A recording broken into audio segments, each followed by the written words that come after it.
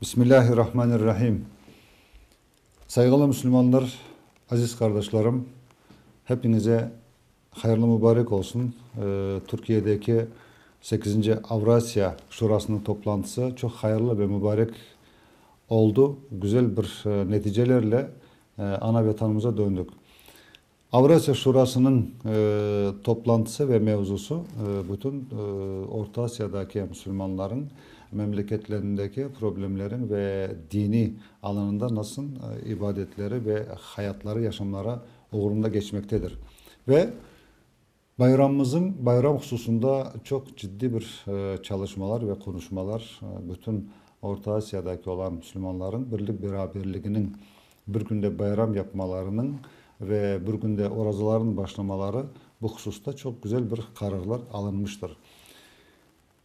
Bayramdaki bu önümüzdeki gelip geçen bayramdaki olan tatsızlıklar, anlaşılmamazlıklar diyecek. İnşallah gelecek yıllarımızda böyle bir sıkıntıları yaşamak diye ümitimiz var. Avrasya Şurası'nın uluslararası Avrasya Şurası'nın öyle bir karar alındı ki İstanbul'da, Türkiye'de bir üniversitet, İslam Üniversitesi'nin açılması böyle bir karar alındı ve İstanbul'da gene bütün bu Avrasya'ya üye olan, aza olan insanların memleketlerden hepsinden birer tane insanların orada bir sekretariat kurulma meselesinde de böyle bir karar alınmıştır. Devamlı o sekretariat orada çalışacaktır. Ofisi ve üniversitet bu iki meselede güzel bir kıvançlı bir haber getirmekteyiz. Ve üçüncü olarak başkanımızdan Türkiye Diyanet İşleri Başkanı'na Mehmet Görmez Hoca ile ayrıca görüşmemizde mutlaka bu bizim Cuma camimiz meselesine konuştuk. Haberiniz olduğu gibi her vakit verdiğimiz malumata göre geçen bizim yılın başından bu Mart ayında fevralin sonlarında gelmişlerdi. İki vekil mimarlar Türkiye'den bizim milletimiz tarafından seçilen projeyi onların eline verdik. Onlar dediler ki bize 8 ay müddet verin. 8 ayın içinde bu projeyi çizerek ve hazırlayıp getirerek Kırım'a diye söz vergenlerdi. İşte bu 8 ayımız doldu.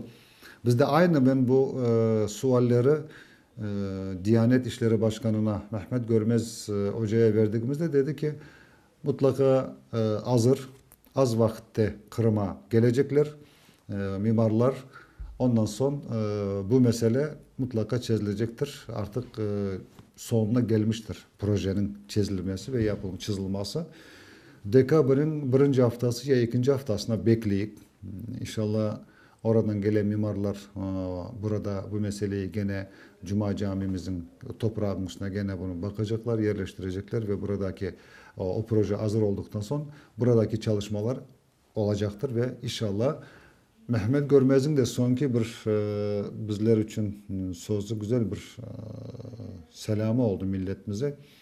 Dedi ki inşallah Cuma Camii'nin Kırım'daki Büyük Cuma Camii'nin temeli atılışına mutlaka ben de geleceğim. Mustafa Cemiloğlu ile birlikte ve sizlerle birlikte hepimiz o Cuma Camii'nin temelini atacak diye böyle bir konuşmaları söz vermesi olmuştur. Dördüncü meselemiz bugün Kırım'daki Cuma Camii'si hakkında herkesin bir para toplama, işte Atayır'daki geçen reklama göre burada biraz millete de izahat vermek isteyeyim ki bundan kimse rahatsız olmasın. Burada bir kimseyi zorlayan, mecbur eden bir kimse yok. Çünkü aklımızda olsa geçen de her Müslümandan, her Kırım Tatarından birer taş aksiyasını yaptığımızda o zaman 180 bine yakın ya 182 bin değil mi aklımda kalmadı tam. Taş toplandı ve 350 bin de grivne para toplandı. O parayı karar alındı. Dedik ki kasaya, bankaya koyulsun. O paradan Cuma Camii'nin projelerine, işine kullanılacak diye. İşte o cartı bize bu toprağı izin veren son tekrar gene tapularını, dokümentlerini yeniden yapmak sıra geldi. İşte o paradan işlettik dokümentlerimizi yerine getirmek için. Çünkü o toplanan para bugün onun kalanı da hepsi 300 bine yakın o kasada durmaktadır. Bugünkü toplanan para da Cuma Camii'ye toplanan paranın da mutlaka biz bunun hepsini milletimize ne kadar para toplanıyor, aydan bir kere, 2 haftadan bir kere bilemeyim, mutlaka bir karara gelirik.